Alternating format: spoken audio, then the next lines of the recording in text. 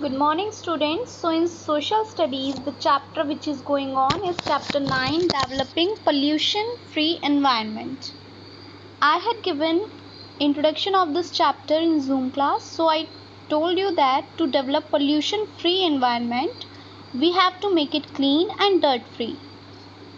And for that we should know what kind of waste we produce and how we have to dispose it. So in this module we will learn types of wastes. So let's start. So students, all the waste produced by houses, factories and farms can be categorized in two types, biodegradable waste and non-biodegradable waste. So let's first discuss what is biodegradable waste. The waste that can be broken down in weeks or months by natural agents.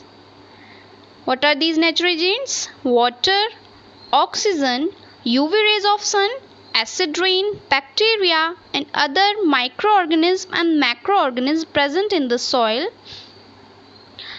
convert the waste into simple compound, and this waste get mixed with soil easily. This type of waste is known as biodegradable waste. For example, if you throw some food waste in the soil and left it for a few days, you will not find that there anymore. Why? Because it get mixed with soil and become part of it.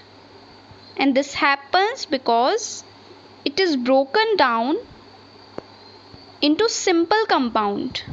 And this simple compound add nutritive values to the soil and make the soil fertile. Next we will discuss some examples of biodegradable waste. Example of biodegradable waste are kitchen waste, manure, sewage waste, slaughterhouse waste and paper waste. Next we will discuss what is non-biodegradable waste. So the waste that cannot break down into simpler molecules by various natural agents even in hundreds of years is called non-biodegradable waste.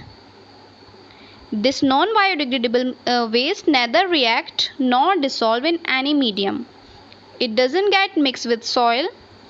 This kind of waste are not affected by harsh weather conditions like humidity, pressure and temperature.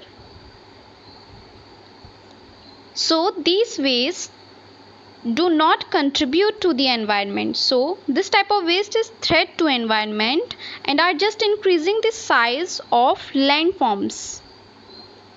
Plastic is the biggest threat to environment, which is a non-biodegradable waste. It takes hundreds of years to break down. And when it starts to break down, it releases toxic chemicals that go in the soil as well as in the air as well as in the water through soil.